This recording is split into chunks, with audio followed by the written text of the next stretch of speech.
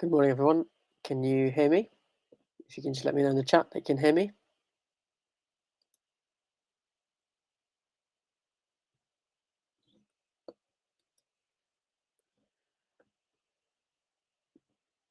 Just want to double check the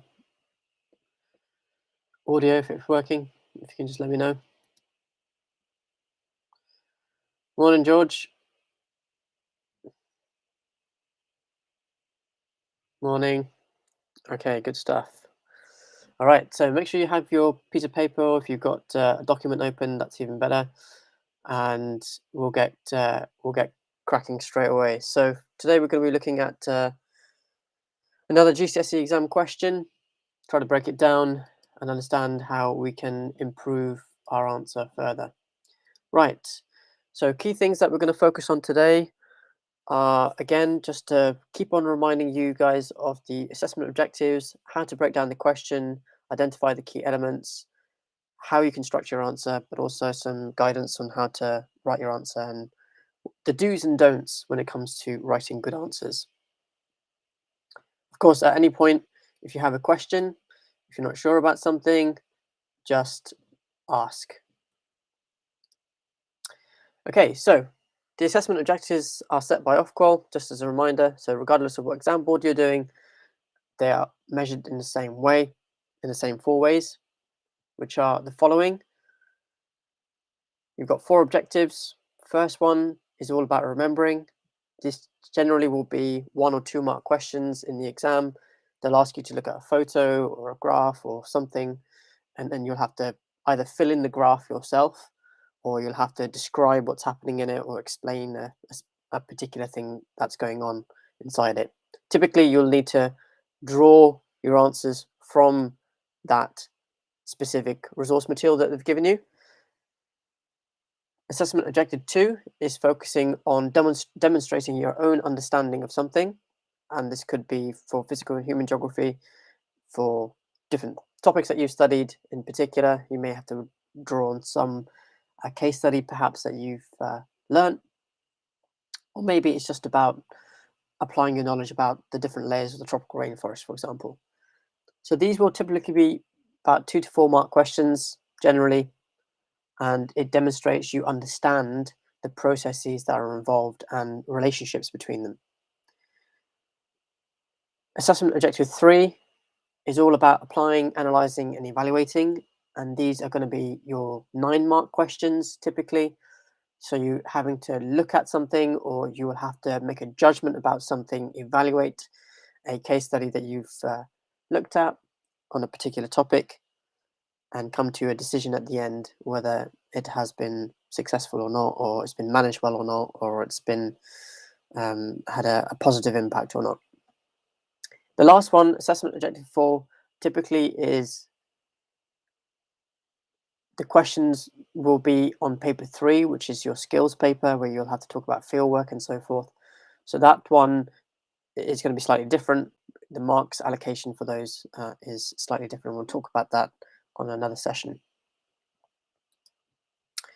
So remember that for assessment objective 1 questions, generally it will be state or describe something. It won't be anything more complicated than that. And often what happens is students get confused between what describe and explain means. They end up explaining something rather than just simply picking out the figures and facts from the document that they're looking at. Assessment objective 2 is where you explain something using your own knowledge. You suggest some possible solutions to something based on something that you've studied. You discuss the different viewpoints based on something that you've studied, and to what extent is going to be a balancing question where you have to talk about one side of an issue and then the other side of an issue, and then come to a judgment at the end of your answer. And to what extent questions can get broader into assessment objective 3. So just be aware of that. It can be up to a 9 mark question. So like I just said, assessment objective 3, to what extent, or it might be something like assess the importance of X or Y in this particular context. So remember that you need to talk about lots of different factors. Don't just focus on one. Don't just agree with a statement. Again, I'll come back at the end and talk about this in a little bit more detail as we go along. So today's question is as follows. To what extent has urban change created social and economic opportunities in a UK city that you've studied? Now, for some of you may have already done this topic, some of you may not have already done this topic. So for both groups of people, this is going to be a very, very useful uh, learning. So make sure that even if you haven't studied this topic, you take notes and open up the relevant page in your textbook if you haven't, or get out your notes if you have. So I'd like you to write this question down. Just going to give you a quick 30 seconds to write the question down, and then once you've done that, we're going to move on to breaking this question down and trying to understand it. So make sure you have some highlighter pens with you, or some different gel pens so you can underline keywords and so forth. So quickly, and then we're going to move on.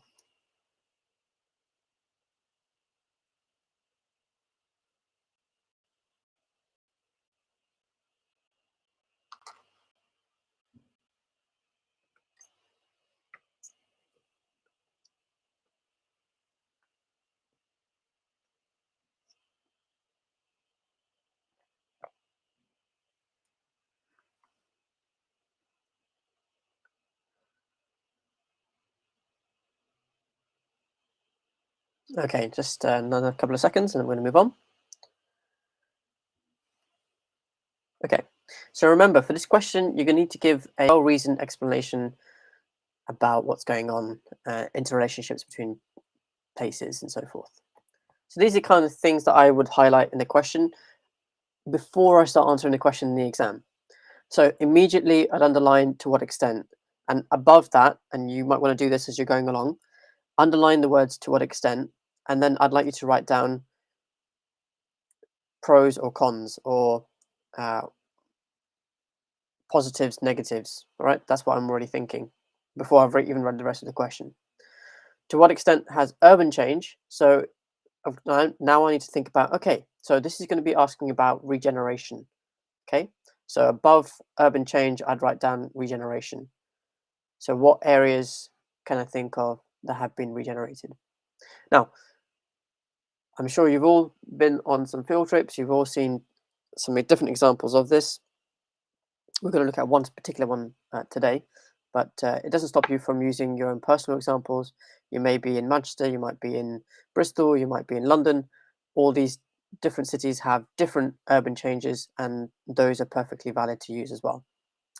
Now, social and economic opportunities. Often students get confused between the two. So social, generally you're looking at educational opportunities, you're looking at healthcare, improvements. It might be socially that leisure facilities have been created, which creates a more cohesive community atmosphere, or maybe sporting facilities have been created, which creates a more, gives people a healthy alternative in their local area to be engaged with, but also fosters community as well. So socially, I'd write down a few bullet points what social means on the side of the exam paper. Just write down a few bullet points. And then economic, I'd underline that. And I'd talk about, okay, jobs created, or it might be, um, the it brought in several £100 million investment, or new offices were created, or new something which is, economically related can be put into that. So just a couple of bullet points. And the reason for doing that is because you're breaking down the question, you're writing down some examples as you're going along, and it gives your mind just a little bit more peace before you start writing your answer. It help you to just see things on a piece of paper so you can structure them very, very carefully instead of just kind of launching into it, in which often students tend to do. Okay. So the next part is UK city. So for the urban issues and challenges topic in particular, you've got the option of doing probably Rio de Janeiro or any other developing economy, newly emerging economy. It might be Lagos, for example, and you have to do London as well, right? So here the examiner is asking for specifically in the UK. So don't start talking about Rio. Don't start talking about Mumbai. Don't start talking about a different developing economy. Make sure you focus your answer on that. Now, you might want to underline that and then write down Bristol. You might write down Manchester city centre. You might want to write down Docklands, you might want to write down Stratford, right? So those are 4 examples that you could potentially refer to and talk about. So I'll give you guys about 30 seconds. Just write down and annotate these key points on your question, and then we'll go on to looking at this in a bit more detail. So 30 seconds just to review, underline, and think of some examples of socioeconomic opportunities. Write some examples down on your little piece of paper. Just some bullet points is fine. And then we'll go on in the next 20 seconds or so.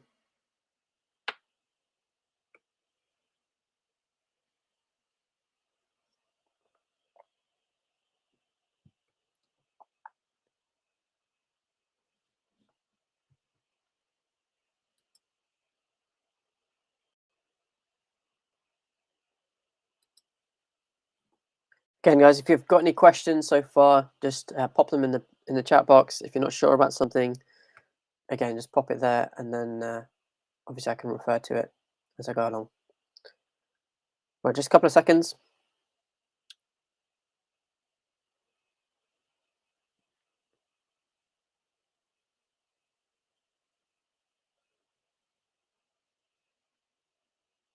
Okay, so let's have a look at the exam breakdown for an assessment objective number 3, level 3 answer. So these are the 3 things that you'll need to demonstrate to get 7 to 9 marks on this question. Okay, so number 1, you need to demonstrate precise and detailed knowledge about places and processes. AO2 shows a thorough understanding of how an urban area in the UK creates social and economic opportunities. So not looking for the bad side of things necessarily. AO3, demonstrate thorough application, knowledge and understanding to make a judgment of the extent to which an urban area in the UK creates social and economic opportunity. Now, that is very important because it's asking you to the judgment to the extent. So it's saying basically, did it really create social and economic opportunities, or is there another side to the story that we don't know? Yeah. Now, for this question, because it's a to what extent question, you must do that. If you want to get into 7 to 9 marks, you must do that in a little bit of detail so that you can get those final marks. So that's very, very important, guys, right? So remember, with any AO3 answer, you are coming to a thorough judgment of something. And a judgment can only happen if you're looking at or balancing 2 sides of an argument rather than just focusing on one. So let's break this down. If you were looking at this question, you need to look at these following points. If you have a bit more time, like you do right now, then I would suggest that you just create a little table for yourself. You can just write your thoughts out a little bit more clearly, and this will help you in the revision process of things. Rather than having to just, write out a 9-mark question, you are spending some time really reflecting on what you're writing down, and it helps you to revise. This is a really, really good revision strategy. Worst thing you can do is sit down and read your textbook or read your notes or read your revision guide or wherever it is. Applying your knowledge, reading something or rewriting it in a different way, making tables, things like this will help you to cement that knowledge in your mind. So my suggestion would be just make a quick copy of this table. And if you have got your notes in front of you, if you've got your textbook in front of you, you might want to write down a couple of bullet points. I'm just going to give you about a minute and a half. I know that you won't be able to fill this table in by that point, but you've got the table and then you can do this in your own time afterwards, all right? So have your example on the left-hand side. I don't think you need more than one. Just focus on one in particular, whatever one that you studied. It might be Docklands, it might be Stratford, it might be Bristol, it might be Manchester City Centre, whatever one it is. Write that one down on the left-hand side. Then just go through your notes, go through your textbook afterwards, and then write down some examples of urban change that have occurred in that particular place, and then outline some social and economic opportunities. All right. So just another minute, guys. Just get a brief outline of this table, and then we're going to move on to the next section.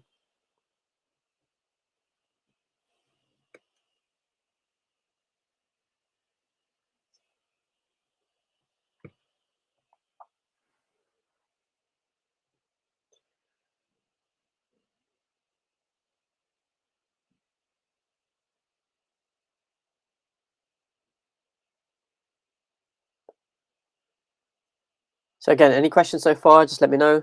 Another 30 seconds and we're going to move on. Is this all making sense? If you can just let me know in the chat if this is making sense.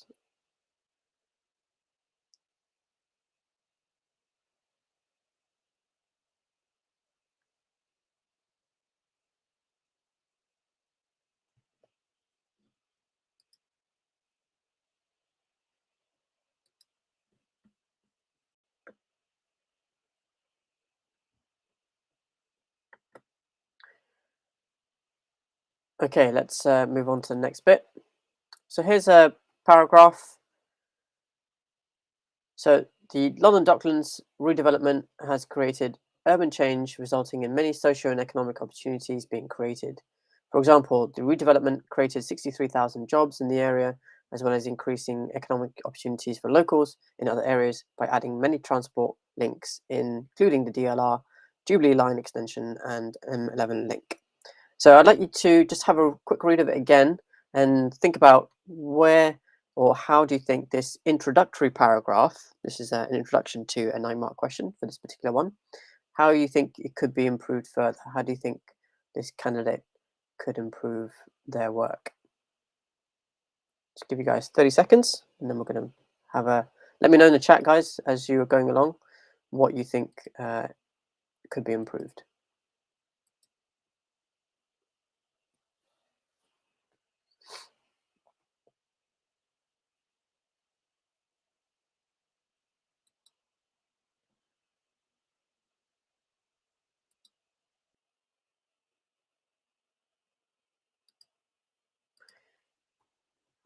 Any ideas? Just let me know in the chat how you think you can improve this answer, or if it can be improved. Is it perfect? Would you do an introduction? Is it important to do one? What do you guys think?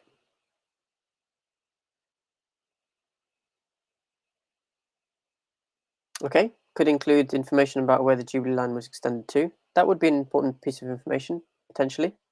Yeah.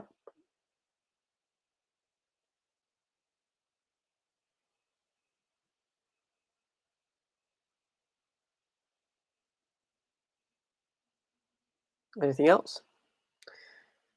Anyone think that it's all good? Nothing to see here. It's perfect.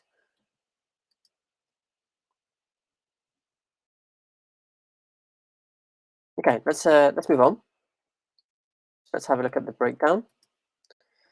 So this often happens with most candidates. They tend to just write down a first line and just reiterating what the question is actually asking, but actually not saying much, right? And I can understand why this is going to be useful for most candidates to do, because it just helps to get things moving, right? Now, some good things about this answer is that this particular candidate has picked out specific economic opportunities. So 63,000 jobs have been created. And then it says increasing economic opportunities for locals in other areas by adding transport links, such as the DLR Jubilee Line extension and the M11 link. However, what they haven't done here, they've said that the DLR Jubilee Line extension is economic opportunities, but all they've done is listed some transport links. They haven't actually said how these particular transport links have actually created economic opportunities. So just as if you're going to do an introductory paragraph, which I don't think is necessary in at GCSE, all right, I would just start with saying some social benefits that were brought to London Docklands included, and then say X and Y, whatever they were, and some economic opportunities included X and Y. And that gives you your introductory paragraph, and it lets the examiner know these are the things that I'm going to talk about and what I should get marks for. Okay, so just bear that in mind. The key thing is, all right, make sure that you establish the key factors that you're going to talk about, the key bits of information. Just state them straight away. Just say these are the economic factors, these are the social factors or opportunities even that have been created, and then you can get going, right? So here's a breakdown of what you could do, right? This is good for revision, all right? Write down an example an example, and this is the table that you just created. Urban change. So these are things that you could have talked about. Regeneration of transport links. Docklands Light Railway was created. Jubilee Line was extended from central London to Stratford. M11 motorway link. London City Airport was also constructed in 1989. Now here's a paragraph that I've written down of how it created economic opportunities. So London City Airport DLR station opened on branch of Docklands Light Railway, providing rail access to the airport for the first time and providing fast railway links to Canary Wharf and to the City of London. By 2006, more than 2.3 million passengers used London City Airport. And I think by 2019, that had gone up to 5.6 million. Okay, so what this particular paragraph shows is it's elaborating. It's not just stating the DLI was created. It's elaborating on the fast links, right? It's connecting 2.3 million people. It's giving you facts and figures which establishes your or demonstrates your understanding of the issue. Now, here's another paragraph. The redevelopment has also created many social opportunities. Okay, good start. You're letting the examiner know this is what I'm going to talk about in this paragraph, leading to the construction of new facilities, shopping centres, and creating 22,000 new homes. Great. So now you're giving some examples.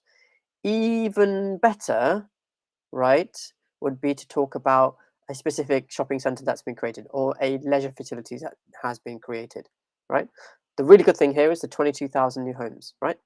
These opportunities resulted in the population rising from 40 to 80,000 to how much was it again? 85,000 people. Now, that's okay. However, that could be improved a little bit more by talking about the opportunities, the social opportunities. So opportunities would be there are more cafes and restaurants where people can go, and therefore, as a consequence, it has an economic influence as well, not just a social way of bringing community together, but it creates economic benefits too. And then you could talk about leisure facilities. Maybe a swimming pool was created, or there was a sporting arena or something like that. Again, you could talk about how that improves the health and in the area as well, because it encourages people to have, because they have access to world-class facilities, they'll be more inspired to go and exercise more perhaps, and that will improve healthcare rates and reduce the burden on the NHS in the local area. So you're saying how it has created opportunities instead of just stating facts, right? So remember just to take a little bit further, and just that additional sentence would really, really bring your mark up. So again, if I was breaking it down, here's a typical answers. A level 1 answer would just say transport was improved, lots of roads were built, a cable car was built for workers, or lots of homes were built in the area, lots of jobs created. Everyone can write that, but actually that's not going to get you the marks. A better thing to write would be, for Silvertown, the council said it had hoped, once completed, the 62-acre site would attract about 13 million visitors a year from across the country and abroad, providing £33 million a year boost to the local economy and adding £260 million to the London economy. That is how you should write to get a top-level answer. And I can almost assure you that you can write this, but you can only write this if you practice writing, okay? And you know your stuff. And here, if you've written that in the exam, it shows the examiner you are in charge, you know what you're talking about, and you're able to bring that onto a piece of paper. Anyone can say lots of jobs created, anyone can say lots of homes, but it doesn't demonstrate, remember, and in the exam, that you want to demonstrate you know what you're talking about. So the examiner can say, yeah, okay, if I was a layperson, if I was just someone who didn't know anything about geography, I would really be, I would really get a lot of knowledge from this answer. Now, in terms of social opportunities, here are a couple of things that you could have talked about. Regeneration of housing stock, leisure facilities and retail facilities, all things, correct things to say. How would you demonstrate a top-level answer? Here's something that you could write. In 2015, Newham Council gave permission for a £3.5 billion development of the area, which will provide leisure and retail facilities and 3,000 homes, including, most important part here, affordable housing. It also hoped to develop and create 20,000 jobs over the next 10 years. This includes the derelict Millennium Mills building opposite the Excel area across the dock. So not only do you talk about how much investment the council's put in, what they're hoping to get out of it, you talked about the social benefits, providing affordable housing, and also creating employment opportunities for local people. And you talked about how the environment could be improved, which is you could tie in with the social elements of this question. Okay, so remember, these are all little things, and by writing these things out on a regular basis, you will be able to improve your answer quite significantly. Now, let's move on to the next bit, the sample answer. Here's another example of a different aspect of the question, right? So it's asking to what extent. Now you're going to the other side, saying, however, good word to use, however, okay? The urban change created by London Docklands redevelopment has also taken away opportunities for locals. For example, the scheme led to the cost of living in the area rising dramatically. Great. Leaving many residents worse off. Good. Furthermore, many jobs went to people living outside the area, and when wealthier people moved in, social tension. Okay, so notice how this candidate is using the words from the question, and that's the marker for the examiner. Okay, this is where the candidate's saying, look, this is where I want to get the marks. Give me the marks here, right? This is really good stuff to do. With the locals were often created. This meant that many residents who did not benefit from new jobs, more economic and social freedoms were lost and gained. If I was being really picky about this, I would probably say that they need to give some examples of that rather than just leaving it as a kind of a vague statement. But from this answer, you can see the structure is really good. Okay, it's balancing it out. It's saying to the other side of things, actually things weren't good. These are the reasons for why it didn't work out for other people living in the area, and this shows that actually to some extent this has not been a good thing for the people that are living there. So remember, when it comes to your conclusions, okay, do use words like overall or to a small extent or to a large extent. Do not say I completely agree with this question or there were only social and economic benefits or opportunities, right? Don't just make black or white statements ever for 9-mark questions. You have got to make sure that you are balancing your answer. Okay, so for example, here's a sentence that candidate could have written. Overall, I think that X has created more social economic opportunities. However, not always for the benefits of locals who have often or who have sometimes ended up worse off. Okay, so be mindful, be very careful about how you write your answer in the exam. Remember, if it's a 9-mark question, almost always you are asked to balance an opinion. You have to state your opinion. The highest marks are given to the candidates who can demonstrate that they can appreciate both sides of the argument.